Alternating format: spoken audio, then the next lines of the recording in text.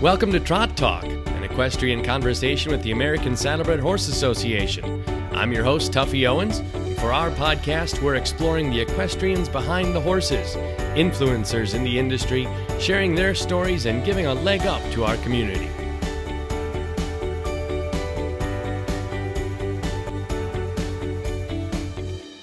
Well, hey, all you cool colts and fillies. Welcome to a special episode of Trot Talk here. A few episodes that we're recording this week. Kristen Cater will join us today. Mary and Evan Orr, Melissa Moore, all set to join us throughout the course of the week. Trot Talk is presented by the American Saddlebred Horse Association and is made possible by a grant from the United States Equestrian Federation. We thank them for their support and tune in for Kristen Cater.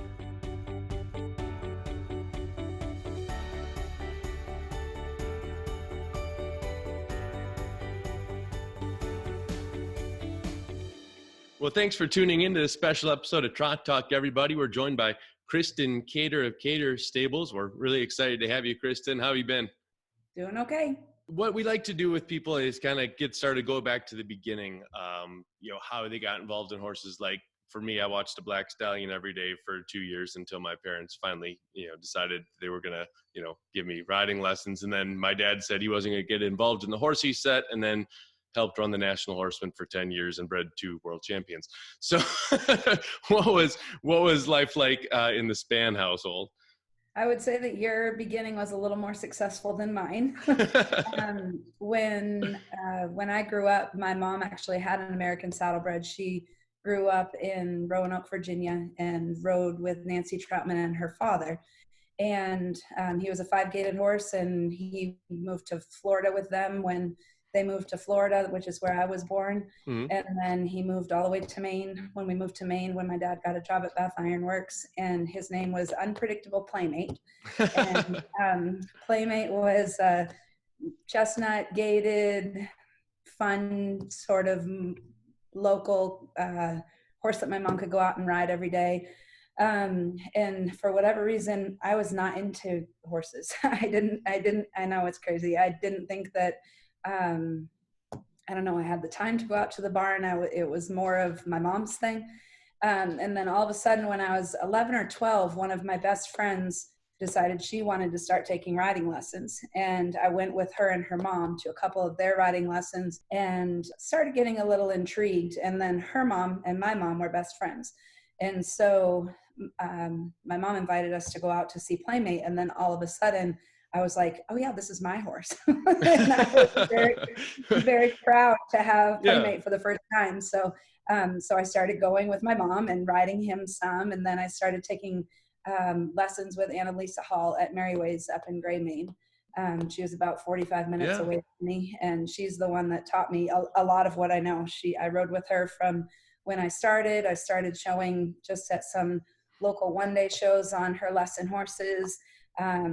One time she allowed me to go in an NEHC medal class at a one-day show in Maine, and I happened to win it. I think it was a fluke because I was like the filler. I ended up beating one of her show kids that was entered in the class, but she had told me that morning, you know how I am with goals, but she told me that morning if I won the class, she would find me a horse to ride in the finals. Wow. And so I ended up, that was like my first big break. I ended up getting to go to Eastern States that year when the NEHC used to be there, and getting to compete in the finals. So that was very cool. Awesome. I got a catch ride, and that was sort of the end of my unknown love for horses. I think it just needed to come out. So the rest is history, I guess. I'm kind of jumping the gun, but did you feel like, that experience kind of gave you your love for finding those little catch rides for kids that maybe, didn't have the opportunity, and then you kind of find them something where they can have an opportunity like that? I think I was the underdog. When I finally decided that I was desperate to have my own horse, my mom ended up, when we moved to Maine, she used to be a nurse when we were in Florida. And when we moved to Maine, she became a real estate agent. And then when I decided that I wanted to have a horse, my brother was going to University of Virginia at that point, and I went to a private high school in Portland. And so between tuitions and stuff, horses weren't really feasible for our family. So my mom actually went back into nursing, and she worked 3 or 4 nights a week 4:30 to 11 per diem shift to make extra money to help me have horses. So Wow. I was always the underdog, and I worked when my mom couldn't be home, I was the one home cleaning the house or doing the laundry or cooking dinner for my dad when he got home at 8:30 or 9 from Bath Iron Work. So I guess I've just always been a worker, and my parents instilled work ethic in me from a young age, but also I knew what it got for me. If I Right. worked hard, then that allowed my mom to go make money, which allowed me to have a show horse. Rather impressive. I was going to ask you what your hobbies were other than riding horses, but apparently it was taking care of the house and making sure that, everybody was taken care of, which seems very Kristen Cater. I was the kid that did all of the sports. Like I played basketball in the winter and softball in the spring and soccer in the fall and went to tennis camp in the summer. Like I always had all kinds of different things. I was in the Girl Scouts. Like I was the all around doing a little bit of a lot of things. Yeah. And then when I found my passion for horses, I pretty much gave everything else up because I wanted to dedicate myself to that. I had never found a passion like I did in horses.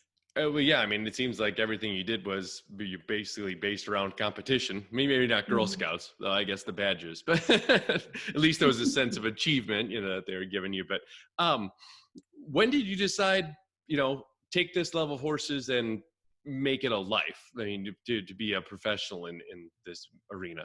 I ended up taking a gap year between my senior year in high school and my freshman year in college. And at that point, I had actually gotten accepted with a really good scholarship to William Woods, and I was planning on attending William Woods. And in that year, I was always young for my age. I would have been 17 when I was starting college, and okay. I at that point had moved to Cricket Hill and was training with Mike and Lisa.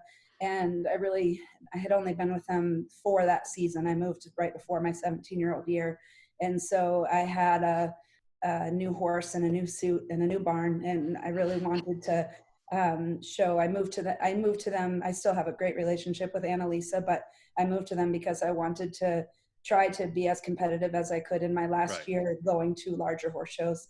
And so I ended up taking the year so that I could have the fall off to be able to travel to.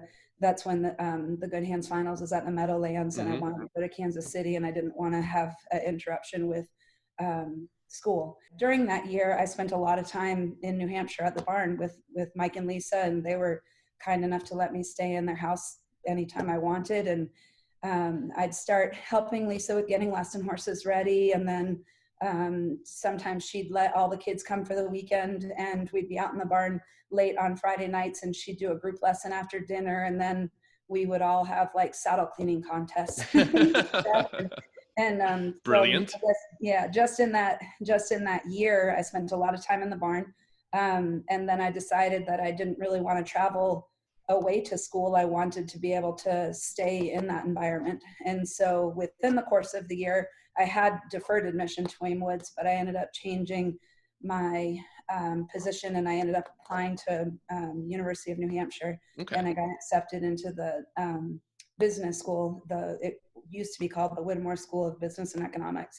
And so I got accepted into the business school early admission. So I ended up declining my admission to William Woods, and I went to UNH, and UNH was a 40-minute drive to Cricket Hill. Oh, so that makes a lot more sense. Yeah, so I was able to go work on the weekends and help Lisa with lunge lessons and house sit some when they would go to shows. They needed someone to stay home.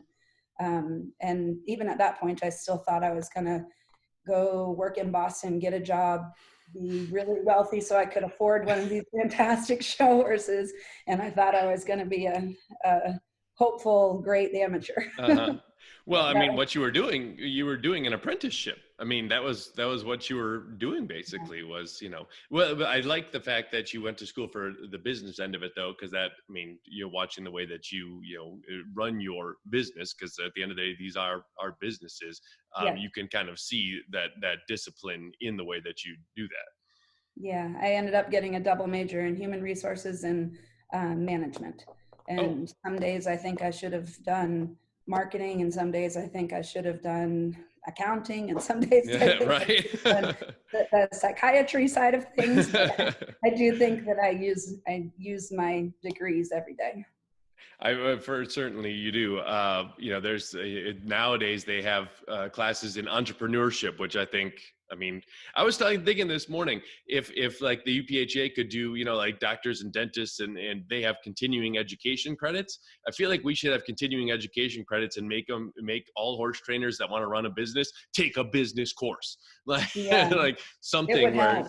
my gosh, exactly. Especially right now. I mean, everybody's struggling, looking for money. Well, the discipline of running your business, setting aside the money, all those kind of things would certainly help at this time. Now, we make the transition, we graduate UNH. What happens next? There's a tall, lanky looking guy that comes into the picture at some point. Yeah. Actually, at that point, David still had 1 year left at UMass Amherst because he went and got his associate business degree and then went to UMass for pre-veterinary medicine. Mm-hmm. So he ended up doing 5 years of school between the two. And so we would have graduated the same time, but he ended up going to school for 1 year longer. Okay. And so that after I graduated, I got an apartment with him at UMass, and I was staying there. I was supposed to be there like 4 or 5 days a week. I was going to look for a job there, and then I was going to go help Mike and Lisa a couple days. Right. And that turned into Lisa asking me if I would stay through the season, through the fall. Mm-hmm. So then I think I paid rent on a house in Massachusetts that I probably slept in, I don't know, 10 nights total or something. I'm not sure, but I would go home on Sunday nights to the apartment and spend Sunday night, Monday night, and then Tuesday morning I'd get up and drive to the barn again. So she asked me to stay for a year and not commit to another job until after that show season, which I committed to. Mm-hmm. And then after that, I just never left. Now, true or false, you picked David because of the marketing possibilities of the last name, Cater, Tot, Cater. Is that not right? Did I hear that wrong? The amount of times that people outside of the horse business call us Carter and not Cater is ridiculous, though. Oh my gosh. Sometimes it's a great thing, and sometimes it's very frustrating. Not as good. Walk, trot, Cater. I mean, we got all these good things. So how did that develop? I mean, you're at Cricket Hill for a time. I think did David come and work there with you? Yeah, he worked he actually started with Sally Lindaberry and then Sandy Courier in upstate New York. And then he ended up riding with and then working for Jan Lukens for a long time. Yeah. And Mike asked him if he would come and work the summer at Cricket Hill, and the two of them got along fabulously. That's how they get you. Work the summer. Yeah, and they're both sort of quiet and I don't know, they understood each other very well, I think. Yeah.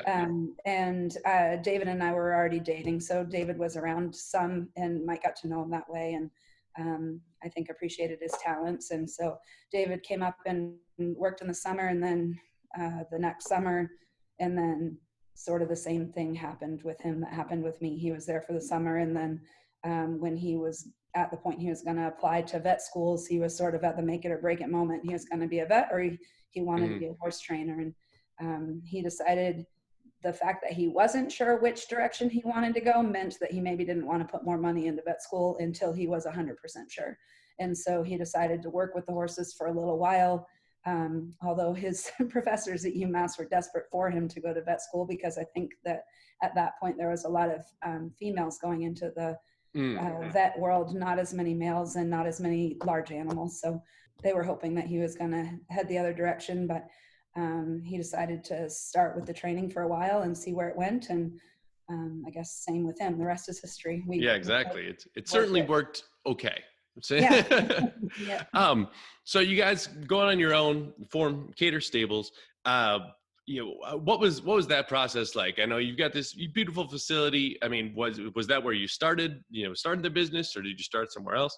No, we got married in 2006, and then that fall we opened Cater Stables, but we weren't sure where we were going to end up as far as the facility was concerned. We thought we wanted to build, but we finding a piece of property in New Hampshire that is flat enough without granite, without wetlands. It's near impossible.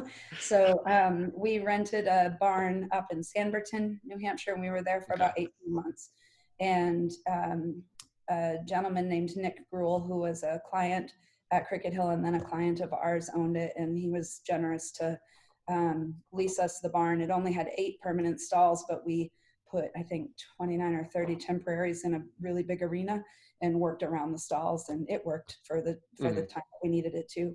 And we just started right away. We lived in Bedford and drove an hour to Sanborn every day to get to the barn where the horses were.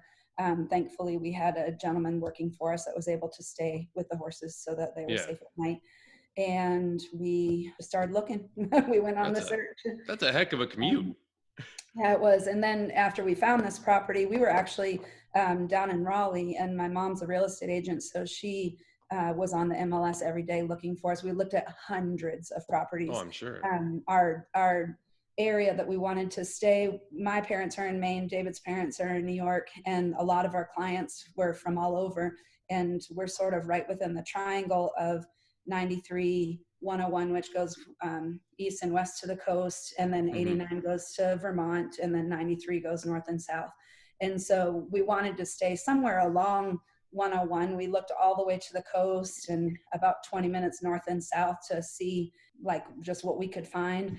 We looked at properties that were just properties. We looked at barns. We looked at small barns that we could like try to change and add on to and grow. We looked at properties with houses but no barns. we searched everything. I found one house I was in love with. We negotiated on, but we couldn't afford to buy that house with that property and build the barn that we wanted. And so really what we were looking for was the property for the barn. Yeah. And in the end, we were actually down in Raleigh, and my mom had gotten a notification about a property for sale, and it's 76 acres in Dunbarton, New Hampshire. Had never even heard of the town before. Dunbarton, yeah. My mom and dad came down that day, they like skipped the house and just walked the property and called and said, you have to go Monday. So David and we had a real estate agent in New Hampshire that was helping us. So we called Mitch, and we went on Monday, and we couldn't get into the house still. I don't know why they put it on the market, because they weren't allowing showings in the house. But but at that point, the house was sort of besides the point. Right. Yeah, the land. And we made an offer the very next day. So that was in March. And then the process took a little while because we weren't going to close on the property until we knew we could get the town to approve the building. Right.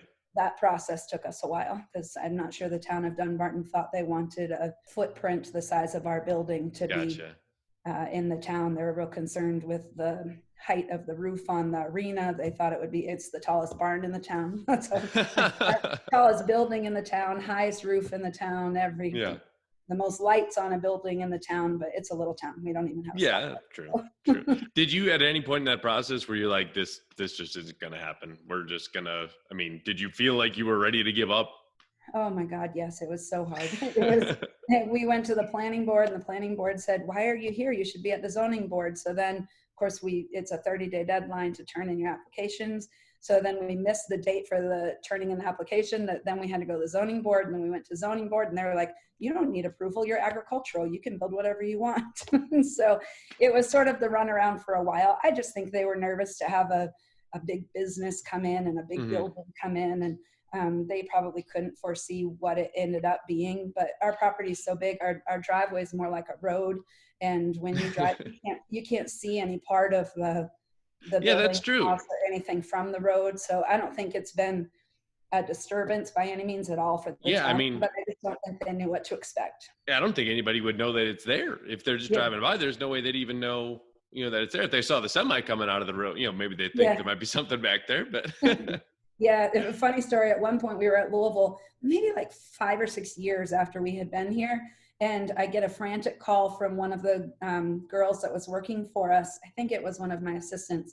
And she said, the sheriff's here. What do I do? And I said, well, walk outside and see what they need. And so she walked out, and I said, call me after, because I don't know what's happening. The sheriff there's a couple cows loose on the road, on the main road. And because we had a little sign at the end of the road that said stables, they thought they were ours. So the sheriff came up. But the funny part of the story is he had no idea we were here. And Really? I didn't even know this whole barn like exists. It's like you pull up the driveway and the whole thing opens up and Yeah. there's huge barn and pastures and house and everything. And the sheriff didn't know we were here until about 6 years after. So, Maybe that's good, you know. yeah. Yeah. Be off the local radar.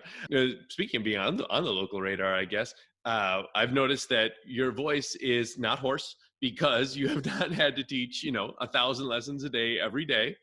Every time I've True. seen you, we're at a horse show, and you're one time I think I had to yell instructions for you because it had just gone at that point. But Yeah, that happened. I think that was at UPHA this very week. yeah, yes. Well, the week before, but yeah, they moved it back a week this year, or would Yes. have. What is it about teaching all these lessons that is just kind of ingrained in your soul at this point? Is that what you envisioned, or is it just the way the business has moved? I think everybody, when they get into horses, it's like natural tendency that everybody thinks their desire is to be a horse trainer. And I consider myself a horse trainer. I work horses every day. I long line, I jog, I ride, I prep the equitation horses, and I enjoy it. I think it's fun. And I think being able to put the team together is the most fun part. But I think that a lot of people don't think they necessarily want to be an instructor. They don't know that, I don't know. I think maybe being an instructor in general isn't quite as glorified, I guess would be my best way to describe it. And just, I and my heart feel differently than that. I love teaching. I love kids and adults that are ambitious. And I did have to sort of find myself, because in the beginning, we did a lot of just up down lessons and building our program. And we had a ton of riders coming in and out. And I did get to a point that I think my form of teaching and how my expectations are and how I like to get a lot out of a rider was a little overwhelming to some of the new people coming in. And I think that sometimes they need a little bit more coddling than I had grown accustomed to, I guess. I've been lucky to have a group of kids and adults in recent years, especially that are pretty ambitious. And so I think I hit a point that I think the type of people that we attract for the most part are the ones that are wanting to really accomplish something. And I'm goal oriented. And so whether their accomplishment is figuring out how to really work a full bridle and understand the difference between a snaffle and a curb, or whether their goal is to try to go be competitive at Louisville or Kansas City or Oklahoma, I don't really care what the goal is, but I like somebody that wants to work towards it. And so I'm lucky that I have a lot of people. I have had over the last 12 years, a lot of people in my life that have been willing to help teach. And so we've been able to sort of divide and conquer a little bit. And I'm able to work with the riders that my teaching style is more accustomed to. And then some of the girls have worked with some of the riders that they're able to bring along through the program. And it's been a nice compromise, I think. Yeah. Well, has it been something like, have you felt like you've adapted your style at all? I mean, over the years, is there anything about the way that you teach that has changed because of those challenges? Yeah, I think I change every year. I think I improve every year because of the fact that I want to improve. I think that I've tried really hard to pay attention and watch and listen. And every horse show, I feel like I'm in the warm-up ring and I'll go to somebody, and a lot of times it's an instructor or trainer that I don't know well personally, but I'll hear them say something to one of their riders and I was like, I'm going to use that. And you've probably heard me say it because I do that a lot. But I love working with different people because I love learning new things. And I think David and I are both relatively humble for the fact that we feel like we've got so much more to accomplish and so much more to learn and so much more to achieve that I don't think we know it all. I think we have a lot to learn still. And so I love having experiences. I have a lot of people ask me to do clinics. And every time I say yes, I say yes, but only if you'll help me, because I want to be able to learn from them as much as they would maybe like to be able to learn from me. And I think adapting is always the important part of teaching. And I hit a point, I think maybe it was about 8 years ago now. We were getting, I was had my Louisville boot camp, and we were getting ready to go to Louisville. And I had a bunch of kids that I think maybe for about the first time were able to maybe be competitive if they really wanted to. But that summer we had gone to Lexington and maybe, I think it was before we went to Blue Ridge, maybe Roanoke, when it was in Roanoke. And every time, like, we'd be home and local and just riding the hair off our horses and doing really well around here. And then we'd get down there and everyone's starstruck and, oh my God, I can't ride that one. This person's in my class, or that horse is in my class. And I hit the point that I got so frustrated because I almost broke down in tears during this one day of camp, because I felt like I wanted it for them more than they wanted it for them. But it wasn't that they didn't want it. It was that they thought they wanted it. But I say all the time, hard work beats talent when talent doesn't work hard enough. Right. That's me. That's like my It's on model. one of our dry erase boards downstairs. That quote. Yeah. I don't know that I've always ever been the most talented one, but I know that most people aren't going to outwork me. So I'll put that effort in. Yeah, I can't see that happening. You said that you still have so much more to do, which is kind of mind-boggling, looking back at some of the successes that you have. Is there any particular thing, some moment of success that really kind of stands out for you, something that you're really proud of? I think when Maggie McCool won the walk and trot finals at Kansas City, she was riding a 4-year-old that we had just bought 5 months before. Yeah. And when we got Viper was what we called him when we first got started with him. He was a lot of horse, but she was a real talented rider, and we were excited to give it a try. And it was one of those, we went in, she was 4th in the walk and trot championship at Louisville that year. She had done well, but we weren't like the one to beat by any means. And it was kind of nice going in as the underdog. We didn't have any expectations, and looking back on it, I think probably the pressure was a lot more off right. than it is sometimes now, because we didn't have expectations. We were just going in to be the best we could do and see what we could try to come up with. And she ended up winning the finals, and she was magnificent that day. She turned it on, and our horse was really prepared, and everything went well. And that's awesome. And so it was one of those surprising wins that meant a lot. So I'd say that's one of them. Yeah, it's fun. It's fun when the pressure isn't on, and then it becomes magical in that moment, for sure. How about challenges along the way? Things that have kind of gotten in the road here as you're going through and become an obstacle for you that you've been able to overcome. As you start having success, everybody just assumes that the success is given to you, and I think that that's something that we've worked toward. Well, David doesn't care. Like, he doesn't care what people say or what they do. He's not really fazed by any of that. He's able to just like compartmentalize and do what he does. I have a lot more emotions than he does. So both good and bad, I think. So I think just trying to do what we do. I try to be a good person. I try to help everybody I can. We try to work as hard as we can with our horses and do good with the industry. And I always try to give back as much as I have time for. And I think that that's probably been the hardest thing for me to overcome, is just the talk, when people talk and say, oh, well, they're only good because they have all this, the nice facility. Well, we pay for that facility, and we work really hard to pay for that facility, or the horses, or whatever it is. I think we try really hard to put the same amount of effort in, whether somebody has a smaller amount of money to spend or a larger amount of money to spend, or if we think a horse has potential to be a nice horse locally or a nice horse nationally, we work them all the same. We teach all the people the same. So just trying to just do as best we can do, I guess, with everything. Well, yeah, I mean, overcome the obstacles is certainly a big part of it. If you're going to be successful, because the people are going to try and catch up, and if they can tear you down to catch up to you, maybe that is a strategy, not a good one. Who are some of your current kind of influencers, people that you look up to, that like you said, everybody in the warm-up ring, somebody that you might learn something from? But I mean, when you're thinking about the people that have influenced you, who would you go to there? It probably sounds like everybody, I'm sure everybody would pick this person, but I've always looked up to Lillian, and I've always enjoyed being around her. We got to know her a lot more when we bought Button.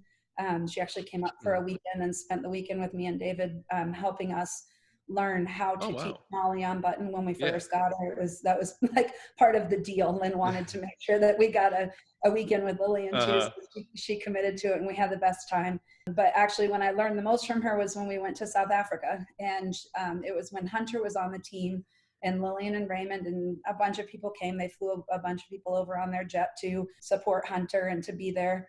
And I just remembered realizing that the majority of the language that she used when she was working with the kids was more of a cheerleader than a strong coach. And it's not at all how I had coached really in the Hmm. past. And so I learned to try, I'm saying that in the utmost respect and positive way. And I have tried since then to put a positive spin on every thing that comes out, or Yeah. give them a solution as opposed to telling them what they're doing wrong. Gotcha. And to try to help, I don't know, just build confidence. And I think that that's one of the things that's the biggest compliment to me, is when someone comes up to me and says, I can always tell when it's one of your horses or riders that comes through the gate. That's my ultimate compliment, because Yeah. I feel like what you tell, like, we work hard at turnout and all of that, but what you can see is the confidence. And Hmm. so I think I learned that from Lillian and watching her work with the World Cup kids, really. A little bit ago, you talked about, giving back. I think you said you have 3 other conference calls or Zoom calls, whatever it is, today. Why? What is it about? What is it about you that you have this endless reserve of time? It seems like, but it just, I mean, you're always doing something to give back to the industry on a committee. Why?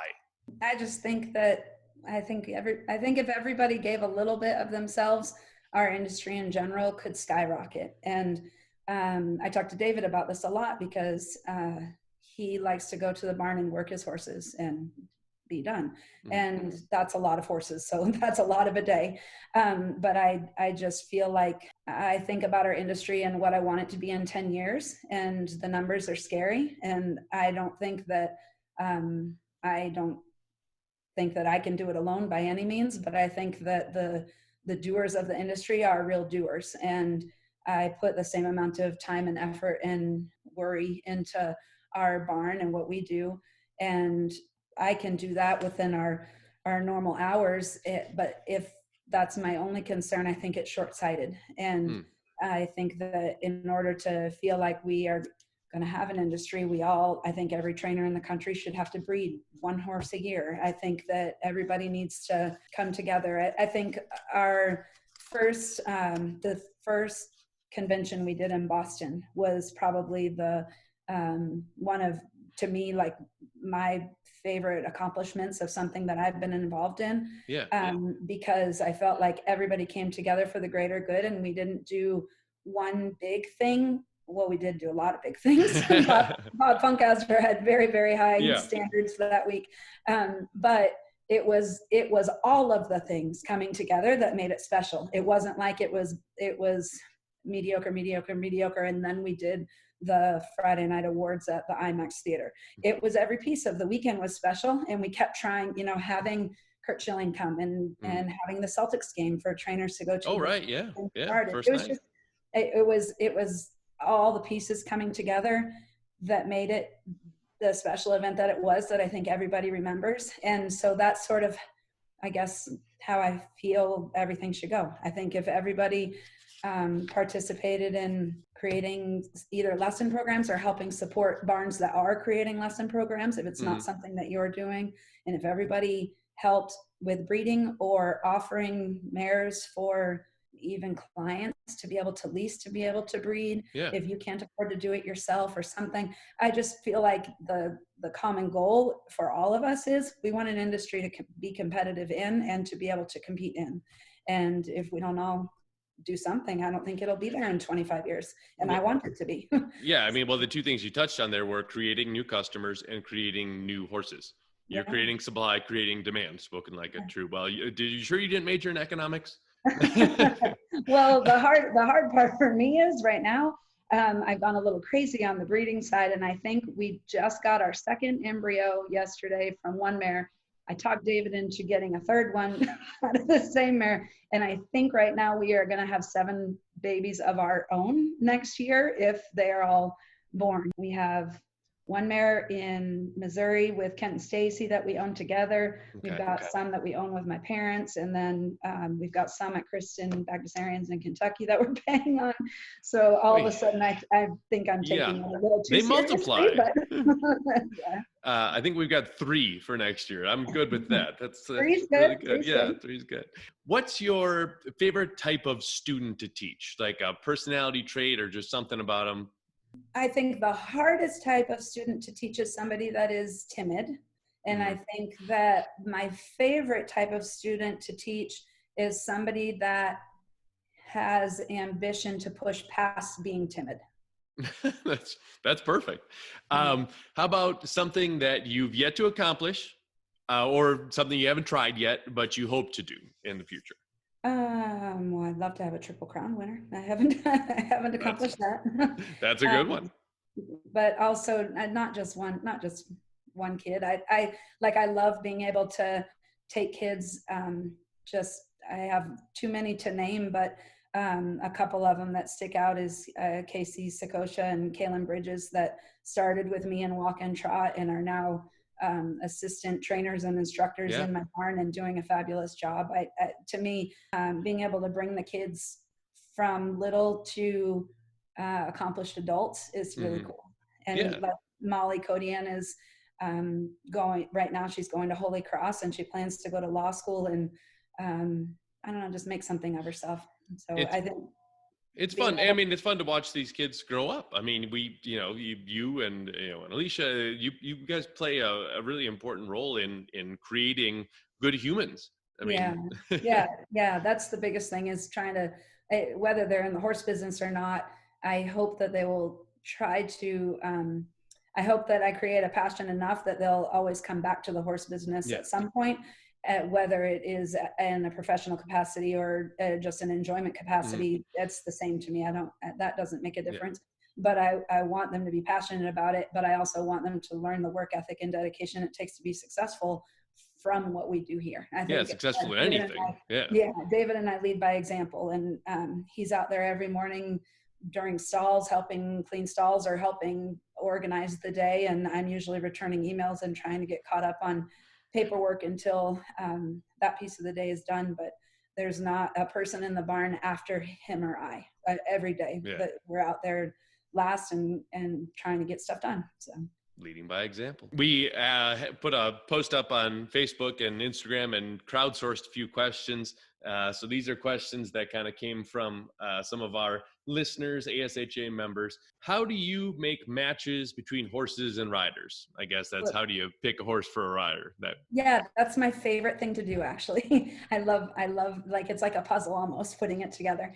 Unless the rider shows an equitation, which to me is very specific for what you need for their needs. If the rider is going to be a performance rider, I usually try to start with the budget. Believe it or not, I don't pick the division. I think a lot of times people will say, well, I want a junior exhibitor 3-gated horse. And I said, well, where do you want to show?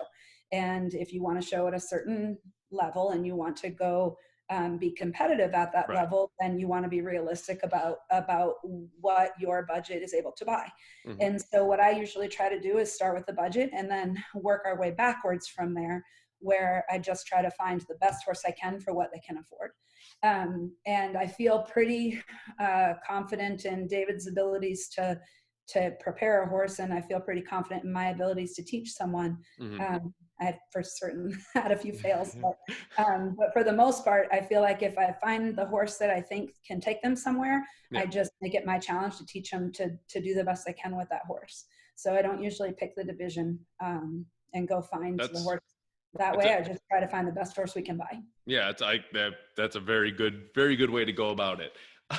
This one's kind of fun. What is your Starbucks order? Or Dunkin' Donuts? We're in New Hampshire here, you know. I'm not a big coffee fan, and Kim Wallach, who is one of our clients, owns I think 108 Dunkin' Donuts. Yeah. So we don't drink Starbucks No, that I often love it. around That's here. well done. Well done. But Play close but to I home. can tell you when I do, I love the one of my customers brought it to me last summer in the heat of the summer, a strawberry acai refresher. So good. Ooh, a refresher. Perfect. Yes. Maybe it was like a Or Connecticut coffee. summer classic. Um, Yes. this is I don't know exactly where you're going to go with this, but I'm excited to ask it. How can someone become a good equitation instructor?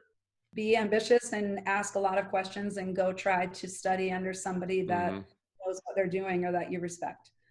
And Absolutely. I think anybody that is passionate about equitation, every equitation instructor I know that is talented, that has success, that's good at it, would be more than willing to teach and help bring somebody along and mentor, because I think we all want the division to be as big and as competitive and as exciting as it can be. Very much so. Advice for a first-year performance rider. I've got a couple of those this year, actually. I spend a lot of time with my kids working on being physically fit.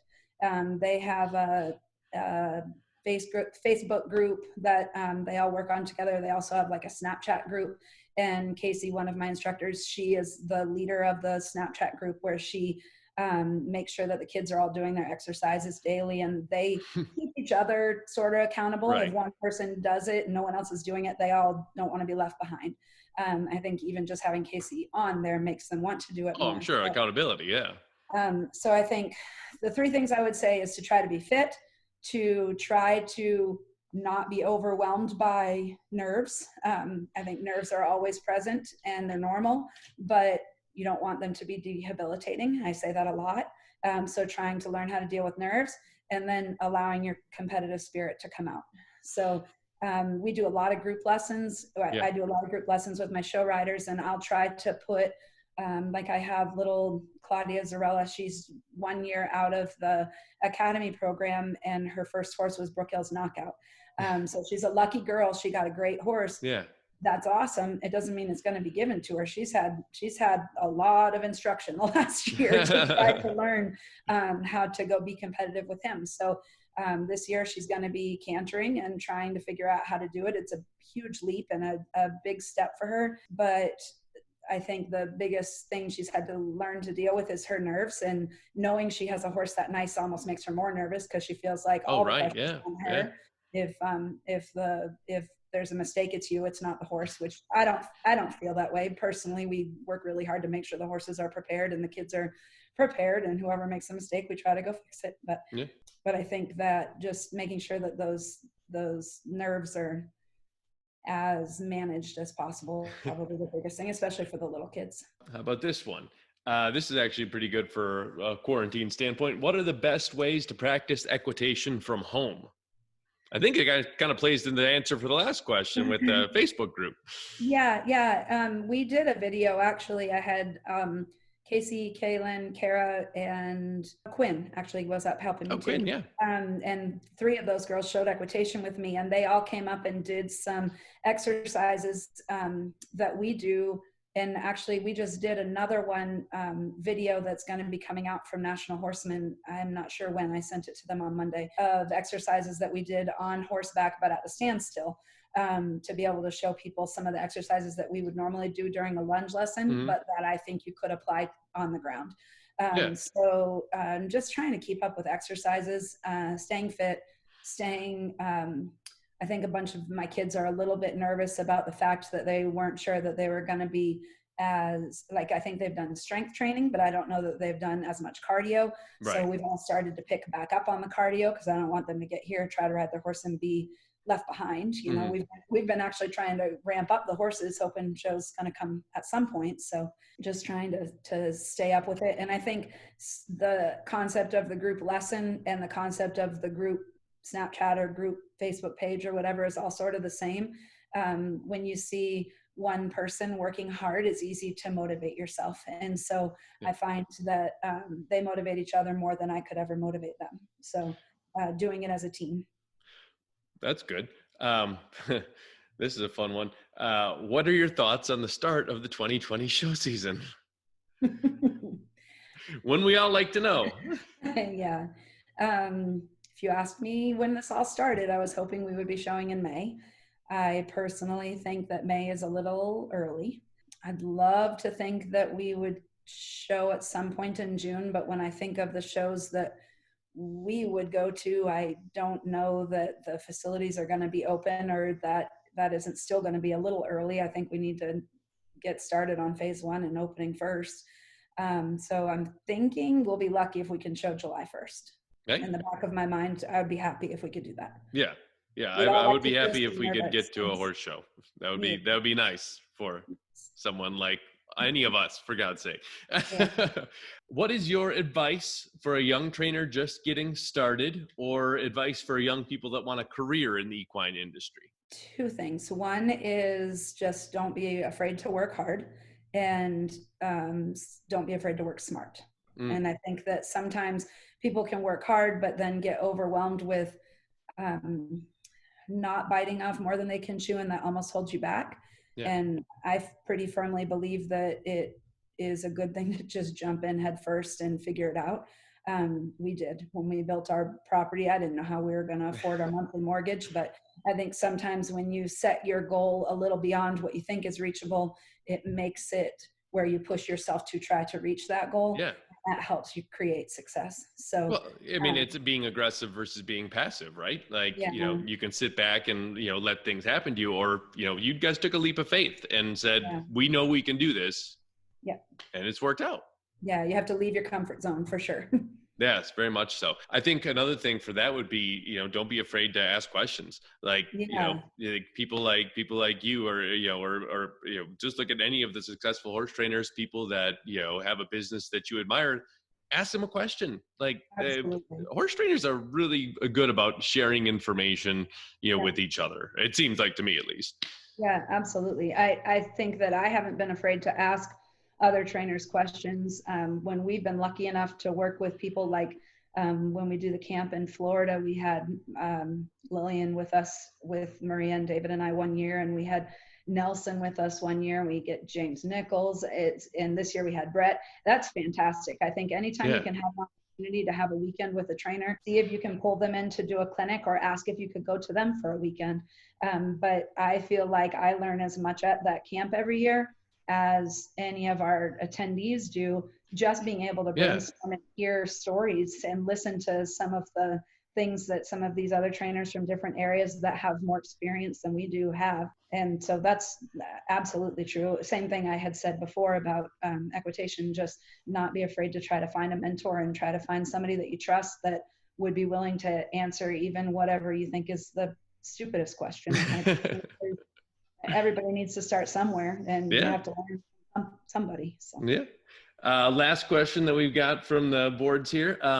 What advice do you have for someone that doesn't show the same horse all season? So I guess it would be, you're showing different horses throughout the year. I would say just ride the horse for the horse. We try really hard to train the horse for the horse as well. I think that there's some trainers that are known to have more of a mold of the kind of horse that they like.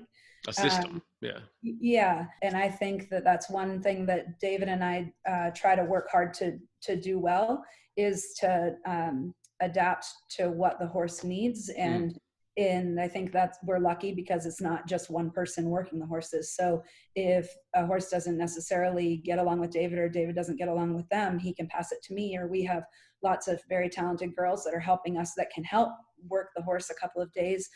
So we're lucky as far as that's concerned. But I think just trying to listen to what your horse is saying and ride your horse for every minute. And no two horses are the same. So don't ride them for you, ride them for them. That's very good advice. Well, Kristen, thank you. That wraps up this episode of Trot Talk, everybody. It's been great chatting with Kristen Cater of Cater Stables, learning about what makes her tick. Kristen, we'll see you soon at a horse show. Sounds great. Hopefully. Thank you all for listening to Trot Talk. We hope you enjoyed the ride. The ASHA is committed to promoting and protecting the American Saddlebred horse for a brighter future full of ASB dreams. I'm Tuffy Owens. Keep listening and trot on.